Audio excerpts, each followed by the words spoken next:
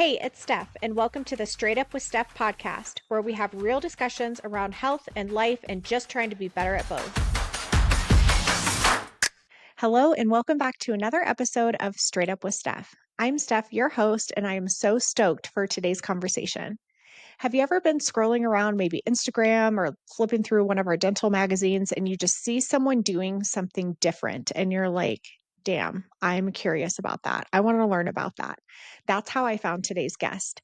Today, I'm interviewing Katie, who is a dental hygienist, but she also administers things like Botox and filler. This is something that has been an interest of mine for a while because I am a consumer of both of those products, but I also am excited about dentists and dental hygienists now starting to do this. I feel like it just makes sense with our knowledge already of the facial musculature and dealing with patients. I feel like it's a natural fit. Katie's been practicing hygiene for over 10 years, and she's now started to do these cosmetic procedures. We talk about everything from what her training looked like to the impact that this has had both on her career, but also her patients as well. She walks us through a typical day of hers. She works for a perio practice. She still does hygiene, but she also does these cosmetic procedures, which I think is awesome, especially when we think about a lot of us at some point get tired in our career. Maybe we get bored, experiencing some burnout, and just learning a new procedure like this that it can have such an impact for both the practice and our patients can kind of snap us out of that rut and make us passionate about our job again. Plus, I am at a certain age now where I'm very interested in anything anti-aging. So this was a really fun conversation. If you've been curious about dentistry starting to incorporate these things into their practice and how that works and how you can maybe get started, this is the episode for you. I hope you enjoy this conversation with Katie. Hey, Katie, thank you so much for joining today. Hello, good to see you. You too. And welcome back. I know you just got back from a trip, right? I did Mexico. Amazing. Soaking up the warmth. What part did you go to? We were in Los Cabos, actually San Jose. I learned a lot. Cabo is the area, but I was actually in San Jose. Oh, okay. Did they correct you? And Yes, you're like, they oh, did. Yes, they did. But it's okay. I'm happy to learn. that's awesome. Yeah, I went to Cabo once for a high school graduation trip. And I mean, to be candid, I barely remember that vacation. I believe it. The locals describe the area as having a siesta side and a fiesta side. We were on the siesta side, but if you were on the fiesta side, I could see things getting a little fun. It was ridiculous. Yeah. I'm like surprised that my parents even let me go, actually. Yeah. But now if I were to go there now, I would be on the siesta side for Yeah. sure. Highly recommend. Like the boring side. Yeah. Yes. So I'm really excited to talk to you today about like Botox and filler and all that stuff. And I'm probably even not saying that right. I You think you are. prefer neuromodulators, but anyway, so I want to talk to you about that. But first off, how long have you been a hygienist?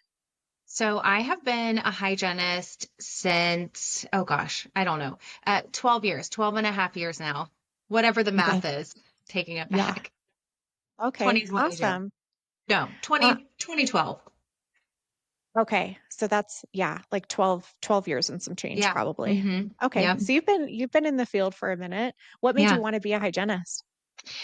I've always just been drawn to people first and foremost. I started my college studies as a psychology major. So I've always been drawn to people and fascinated, by the mind. And so psychology also is a little healthcare. Well, it's very much healthcare, really. Yeah. Um, but circumstances changed and I decided to pivot with my studies and I was like nursing or dental hygiene, staying in that healthcare vein. And I don't know. I chose the dental path, obviously. But yeah, I love it. I'm glad you did. It seems like a good fit. And it's funny, I was a psych major too. And then Hmm. I switched it up. And also when wanted to do something in healthcare, it was between nursing and hygiene too. So we've got some stuff in common, but I'm glad we Yeah, picked this field because it's a good one. it really is amazing. And there's no doubt that the psychology background helps with patient management. Oh, totally. I put posts up sometimes like joking around that like we're almost like therapists in our office, Hmm. but it's Yeah, true. And so those skills come in handy for sure. absolutely. They do. What made you interested in like starting to do neuromodulators and Botox and filler and stuff? Yeah, I mean, as a patient who receives those treatments myself, I've always been fascinated by it, just the ability to use these treatment modalities to transform a person's self-confidence, quite honestly. We can obviously use these for therapeutics as well, but my kind of gateway into the injectable world was not for therapeutics, it was for cosmetics. So I found it really fascinating. And I just kind of always felt like, if my dermatologist who spends most of the day like scratching moles off people's, backs, can be giving these injectables, then, why can't dental hygienists? So I think early on that seed and curiosity was kind of planted. And then, fast forward all these years later, I was given the opportunity to. So I don't know. I feel like it's kind of always been there in the pipeline. So it's something that you were probably thinking about, but then well, actually, let me ask you, where do you practice? Where do you live? So I live in Kansas City, just Okay. outside. So in one of the immediate suburbs of Kansas City. Started my career Okay. in Philadelphia, though. And that's Oh, where I okay. practiced the Okay. majority of my You career. haven't. Yeah. Okay. So this is hmm something that you were probably interested in for a while, but what made you actually pull the trigger? Because that's kind of a big deal and it's not super common yet either. It's not super common. Well, I moved to Kansas, so we relocated for my husband's career, and we relocated to Kansas pretty much immediately at the time legislation was passing. This was not something that I was practicing in Philadelphia. Excuse me. So moved to Kansas, got my license, and then pretty shortly thereafter found out that legislation actually had just passed in Kansas. And just kind of going back to, that interest always kind of being in the pipeline and wanting to do it as a hygienist. I always describe it as like my run, don't walk situation. By that point in time, I had been practicing dental hygiene for 10 years. And so it was time. I felt confident in myself as a hygienist and as a clinician and a healthcare provider to kind of be ready to take the next step and learn something new to offer to my patients. So, kind of how it all happened. Well, it's kind of crazy that like you weren't even actively planning on that. And then you're like, hmm oh, it's legal here now. Yeah. Well, and when I was in Pennsylvania before we even found out we were relocating, um, I was kind of getting like the 7-year itch in my career, still loving Yeah. healthcare, still loving dentistry, but like kind of yearning and ready for something more. And I had even thought, like, do I go back to school? Do I go to nursing school? Do I, do the bachelor completion program? So I don't know. Timing is funny how things work out. So yeah. I know, and it's like it's almost like right when you're ready for something, something hmm happens. Yeah, And a lot totally. of us clinical hygienists, we do get to that point where we're like, hmm okay, should I do something else? Should I maybe drop hygiene and do not drop it completely, but like do part-time and do something else? Because, Yeah, just to spice it up a little bit. And I think that what you're doing, that could be a huge way for someone to just branch out and then get that, that drive and that passion back in their career. absolutely. For sure. Yeah. And I mean, Yeah.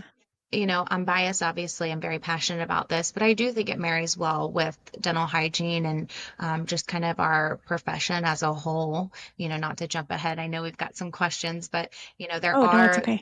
therapeutic indications for it that I think hygienists are very well suited to be, treating. So Well, I'm it's, excited to learn about this because I yeah, get it. Like I yeah. get Botox, I've gotten filler, I've been on the hmm receiving end. But I really want to learn more about this. So when I say Botox, hmm um, we're talking about neuromodulators. So what That's exactly is right. a neuromodulator? Yeah, so a neuromodulator is a medication that we can inject into the muscles, and it modifies the behavior of the muscle. And it does that by blocking the release of acetylcholine, which is a neurotransmitter that's responsible for muscle contraction. So when the muscle isn't able to contract on a cosmetic level, then the skin doesn't wrinkle, the skin doesn't crease.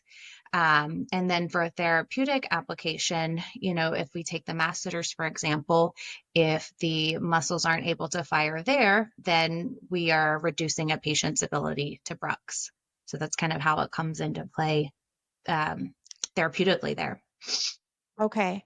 Yeah. Um, it's interesting because, like, my boyfriend knows that I get Botox, and Hmm. he's like, "You don't need it, you don't need it." And I'm like, "Yeah, it's actually preventive. Like, it's not It. necessarily the freezing now, but Hmm. and would you say that that's what most people are coming to you for, is that preventive, like not wanting to get wrinkles or anti-aging?"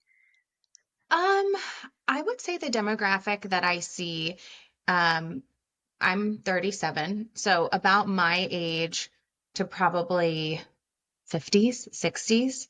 So, you know, mostly women. So I'll say women of Mhm. our age, we're kind of past almost the preventative side. I maybe have one or two young women in their 20s who I've treated. But I think for most of my patients, we just want to like stay in a holding pattern or maybe kind of Yeah. soften what time has done. But yeah, totally. You can absolutely use it as a preventative measure, to keep the skin smooth. And you've received it. It shrinks pore size. It gives you a nice kind of glow. So all kinds of great stuff. If you're into skincare and um, keeping your skin healthy, it really does do that. Well, I think it just marries so well with what we're doing as dental Hmm. clinicians, because a lot of Hmm. patients, they are in it for health, but they're also in it Hmm. for cosmetics. And so doing this kind of treatment, it just totally makes sense, especially if someone's doing like a full mouth rehab, to Hmm. maybe do a little bit of filler or a little bit of Botox or relax like the muscles so they don't have an overactive upper lip like I do. Yeah, totally. Yeah. So it totally makes sense. Hmm. So when I say Botox, I guess I'm meaning all of the neuromodulators, but there's different kinds, Yes. right? Or different Uh, brand names, I guess. there are different brand names. So, Okay. you know, I don't know about you, but I cringe every time I look at my own social media page. It's just like I don't love to see myself, but sometimes I'm like, oh, I have something valuable to share. Let me put myself out there. Of course you But if do. you Yeah. go back into my, older videos, you'll see that I'm saying Botox a lot. And I had a moment where I'm like, okay, this is kind of misleading and it's unfair to the other really great neuromodulators out there. And so I started using the language neuromodulator because that's really what Botox is.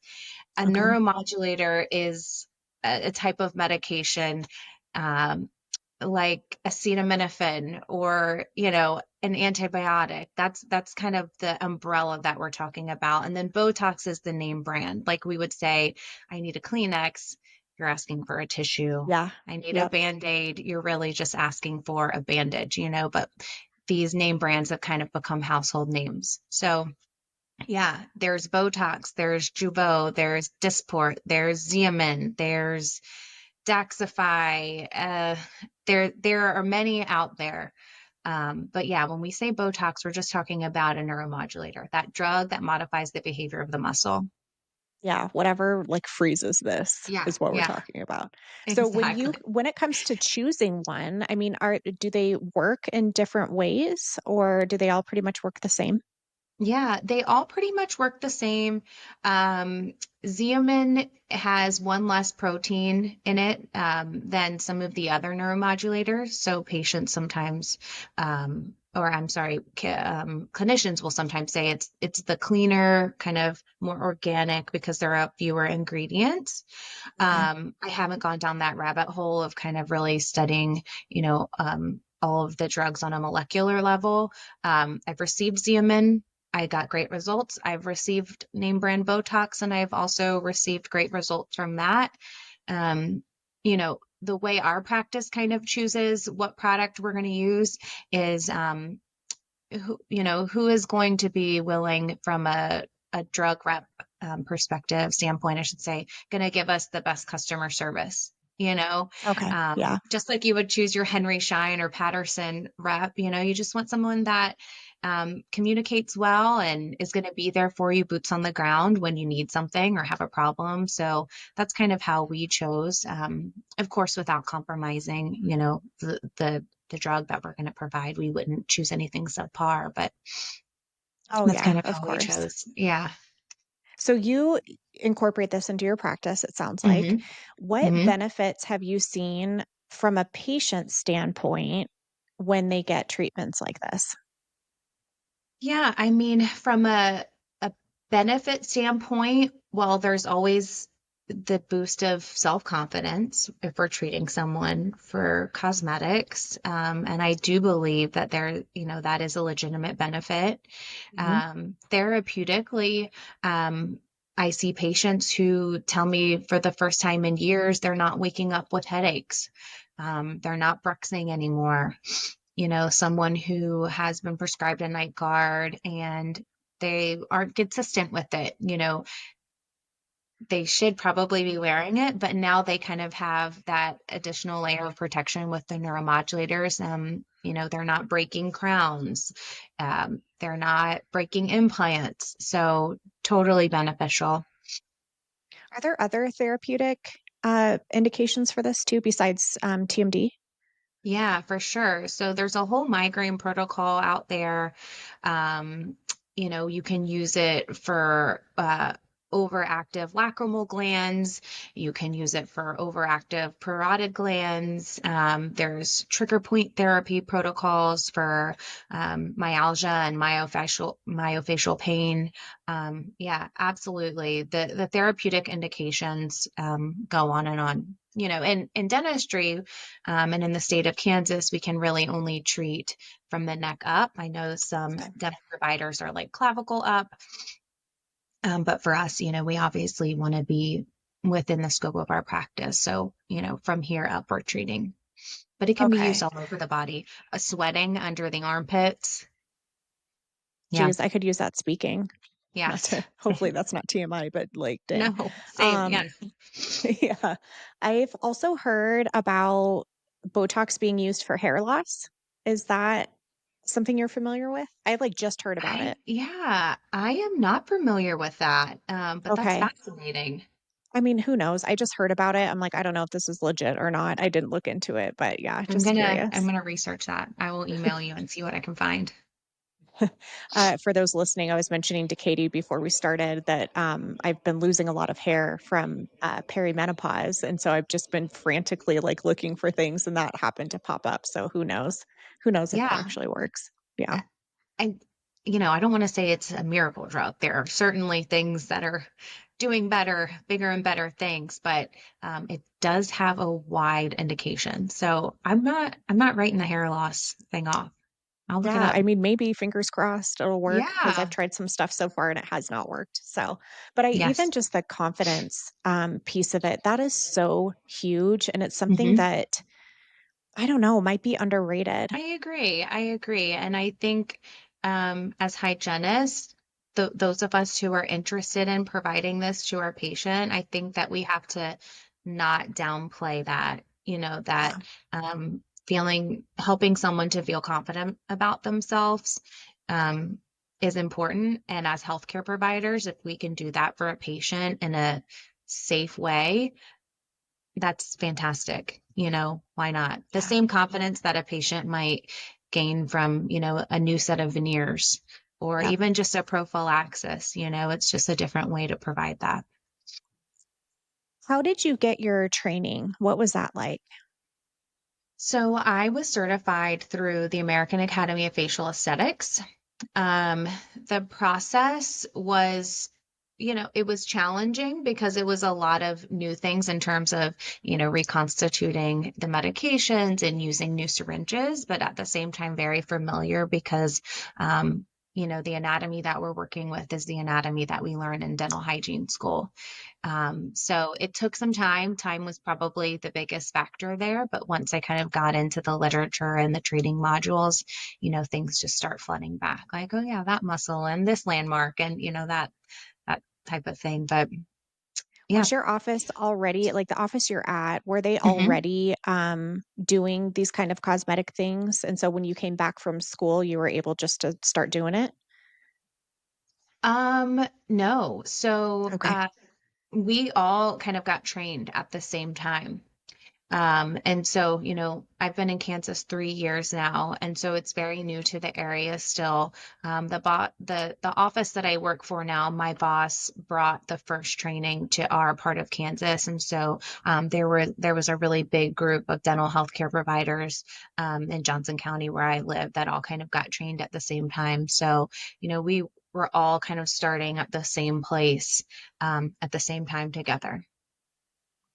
And why do you think dental professionals, hygienists, dentists, are like a natural fit for this? Is it because of our knowledge of the musculature and stuff? I do think so. I mean, first of Yeah. all, this is our domain. Every day we're working, this is it. And yeah, in school, we have such an emphasis on that part of the body. When we're talking about injecting neuromodulators, we need to know facial anatomy, and that's something that dental healthcare providers, hygienists included, dentists, know very, very well, just because it's a part of our curriculum, right? So I think we're very equipped and well suited to be giving these injections for sure. I feel like it is a natural fit. I do see some, I don't know what the friction, I guess is the word I'm Mhm, looking for, mhm, when mhm. people don't agree that dental people should be doing something like this. But what would you say to those people? Kind of what you already said. Like we already know so much about this. Yeah, and I mean, look, you could be the juiciest peach in the orchard in the valley, wherever they grow peaches, and someone's still not going to like peaches, right? So some Yeah. people are just never going to understand. But someone who's open to hearing why, I would just say, dental hygiene, like any other profession, dental hygienists want to grow in their profession for one. I don't think that we should be pigeonholed to scaling and root planings for the entirety of our career. We're educated, we're passionate, and for those of us who want to grow, I think we should for sure be given the opportunity to learn and grow our scope of care. Of course, as long as we're doing it safely and professionally. Um, I even though we're treating areas outside of the mouth in many cases with Botox and dermal filler, I do still think that it's kind of in our lane of dental hygiene. And I think really doing these types of injections, learning Botox and filler, in my opinion, is no different than the hygienist who becomes the lactation consultant or the myofunctional therapist or, um, you know, all of the other things that hygienists are doing. I think that we deserve that opportunity to grow within our profession. And, it all comes back to we are healthcare providers. This is healthcare. Yeah. And we know our stuff. So that's Yeah. my And I think too, I mean, there's a lot of us that are just, I don't, tired, burnt out, hmm looking for something more. And I don't necessarily think that that's leaving dentistry. Some people Mm-mm. choose to do that, which is totally hmm fine. But also just learning some of these um, other procedures, like what you said, like Myo, or even like in some states, like in Colorado, where I'm at, we can own our own practice. That's huge to be a Yes. business owner. Amazing. Yeah. Yeah, I mean, there's so many hmm opportunities still within dentistry. And I think that the longer, I don't know, as time goes on, I feel like this is going to be maybe more commonplace because it used to be not common that dentists even did it. And now there's a lot more dentists doing it too. Yeah. No, Yeah. totally. I always kind of share how it reminds me so much of, when I was in hygiene school, it had just, Pennsylvania had just passed local anesthesia for hygienists. It was so new that I was the last graduating class actually that did not have anesthesia and built into their curriculum. I had to go back the next year and kind of take a course independently.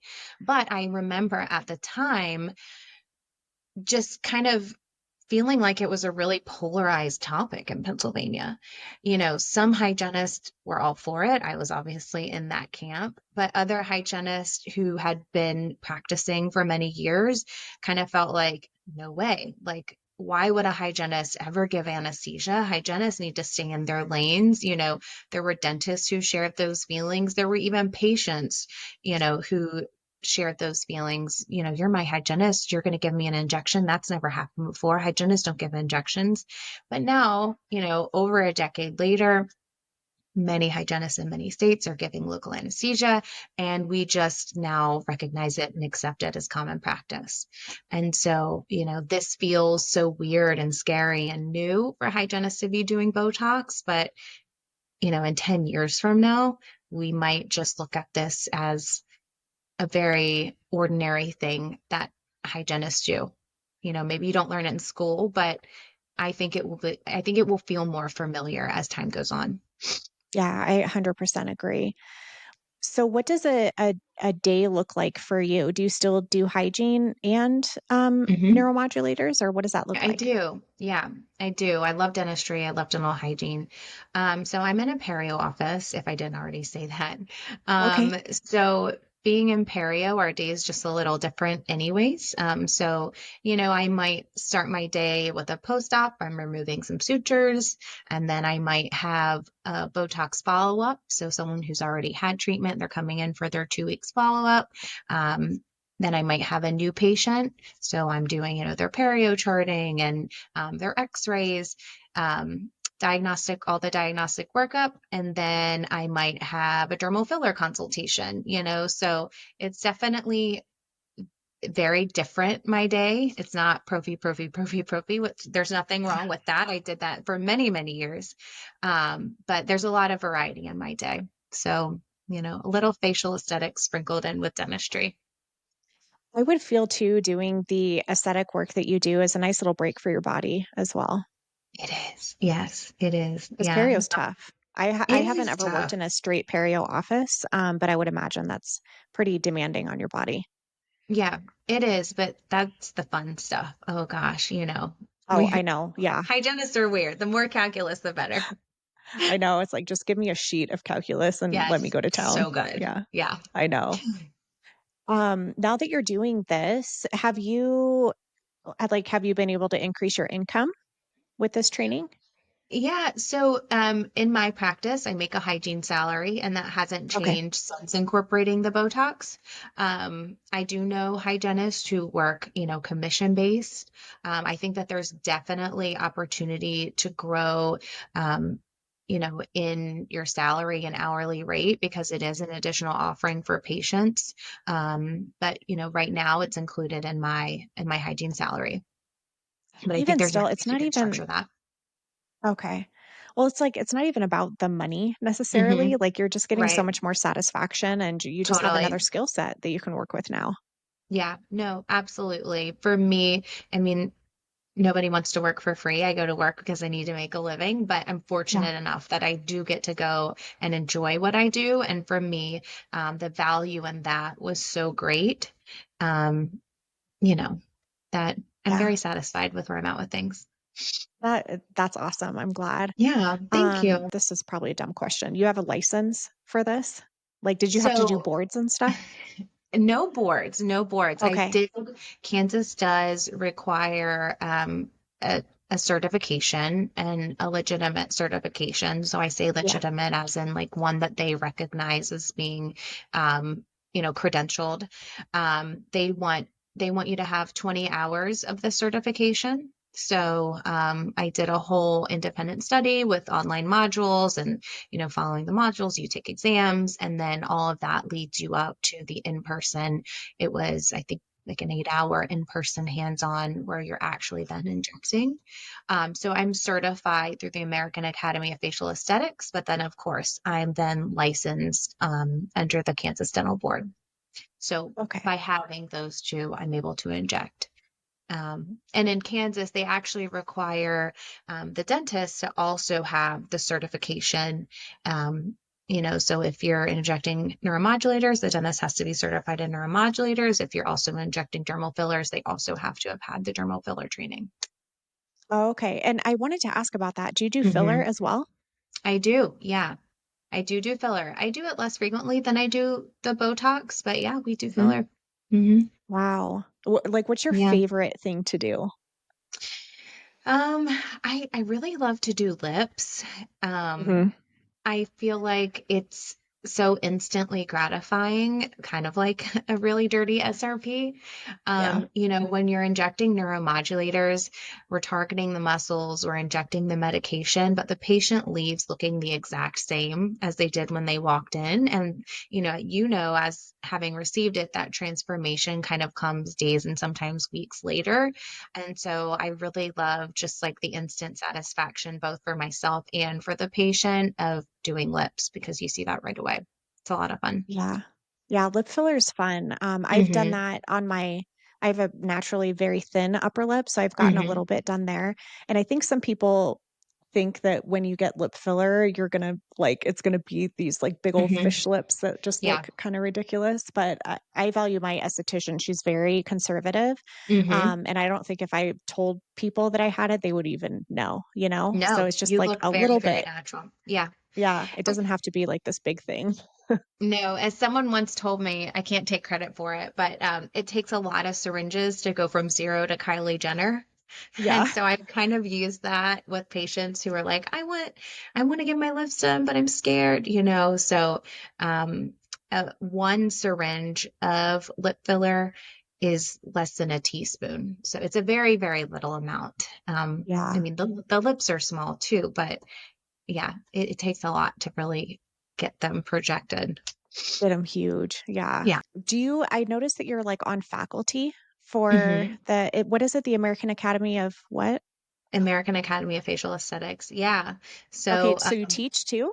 I do teach, yeah, which has been really exciting and another really fun way to kind of shake things up. So I became faculty, excuse me, about a year ago.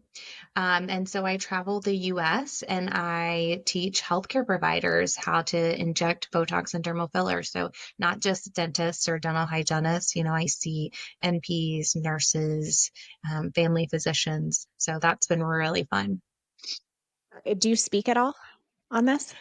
I haven't yet. I haven't yet. I don't know. I'm trying to muster up the strength to even think about it, but I don't know. Well, We'll see. I mean, I feel like you would do great. You've got a very like Thank you. calming, confident presence. And Oh, I you're so feel kind. like, Thank you. well, seriously, and I feel like I mean, I would go to this course. I feel like there's so Y- many people that are interested in this? Yeah. I thought, I don't know. I've been thinking about it. Yeah. I'd love to at least go to like under one roof and just meet other hygienists and um kind of get a pulse for what people are wanting to hear. I don't know. Maybe we can talk more about that later. Yeah, I'm here for it for sure. I know speaking's kind of a scary thing to get into. But I don't know, you've got a hot topic. I feel like it would go really well. You could always start with webinars too. It's a little less Yeah. intimidating. Yeah. Yeah, for sure. Absolutely. Um, I guess because been getting Botox for a while, I Hmm. assume everybody knows how it goes. But let's pretend that I am someone who doesn't know much about Botox, Hmm. and you're going to inject me. Like, what does it feel like? How long do the effects last? What should I expect? Yeah. So what it feels like, I never sugarcoat. We are using needles. I think, do I have one in here? I do. I do have one. Um, I'm in my guest bedroom and this is like a little makeshift office area and there's a drawer and Yeah. all my junk is in here. So we use these, they kind of look like diabetic syringes, but they're tiny little half inch 31 gauge. I don't know if you can see that. Yeah, I can Um, see it. it's a needle. It's a very fine needle, but it is a needle stick. I tell people that it feels like a little poke or pinch. Usually I say, your flu shot probably hurts more, and most people don't really have much discomfort at all with a flu shot. But, I usually say your flu shot probably is going to hurt more. But unfortunately, this isn't just one stick. I do have to give you several. We have little ice packs that we can give patients if they're wanting that, or little stress balls to hold. Um, I also never will tell patients that they won't bruise because again, if we're, causing trauma to the skin, we have to assume that we will. But I'll say likely you won't, but there's a possibility you will. So we never want to do this close to any big events. We also want to give the neurotoxin some time to kind of settle in and see what your muscles are going to do. We have an idea or kind of a roadmap of where your muscles are, but what we know about anatomy is, not everyone has that textbook anatomy.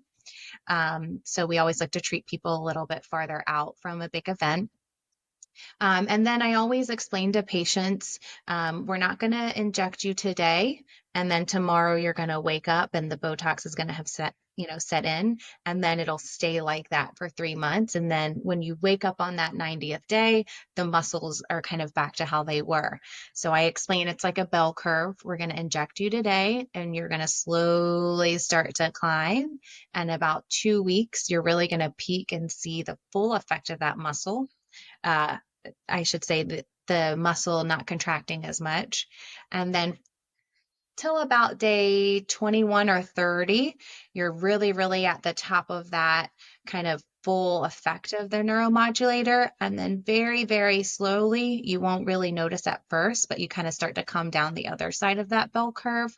And then usually by about 2 months, 2.5 months, patients are starting to notice that that muscle is waking up again.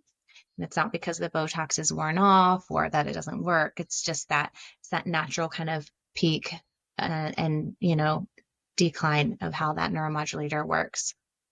But that's usually what I'll tell a new patient. And I always tell them the more frequently, kind of the longer they go getting the treatment, sometimes the more they can space out the treatment. But some people will come in and they'll have a really deep etch right here, etched wrinkle. And I always explain, you may need 2, 3 rounds of neuromodulators before we start to see that soften. And then hopefully from that point on, then we can think about kind of spacing that treatment out. So, Okay. we all develop our spiel, just like our hygiene Yeah. Oh, spiel. yeah, totally. But ballpark, I mean, from what I've heard, ballpark is around 3 months, but give or Hmm. take, depending on the Yeah. person. Yep. Do you ever find a Exactly. About three person months. where it doesn't work? Like, are there resistant patients? There are resistant patients. I haven't run into the issue of having a resistant patient. I definitely have patients who either the muscle's super strong or perhaps they're just metabolizing a little bit more quickly, where definitely by that 2 month mark, the muscle's really starting to wake up. But I haven't yet had anyone where I've injected knockwood and their muscles didn't respond at all. Um, I have heard though, if you are receiving neuromodulators too close together, so not kind of waiting that full 90 days or 3 months, you can start to build a resistance to it. Um, so, without knowing the history of a patient, how frequently they were doing that, I don't know, Yeah, I mean, and you if wouldn't it's a know true until you like resistance. start doing it. Yeah. Right. I know Exactly. with me, I was getting the Botox, like brand name, Mm-hmm. and it was wearing off within a month. Like I Mm-hmm. was getting a lot of movement within a month. And so I was just doing it more. And then Right. it was actually my doc at my office. She was like, I don't think that we should keep doing this. Like, Right. because it's just not holding. So I took a 6 month break where I Yeah. didn't do it at A all. holiday, And then a I came, Botox holiday. yeah, yeah, which would honestly, like I thought it was gonna be like terrible. It was fine. Yeah. Um, but then when we started up again, it was it wasn't Botox, it was one Okay. of the other ones that you mentioned, and Juvo. cannot move. Like, Xeomin. yeah, yes. It was Xeomin. Juvo.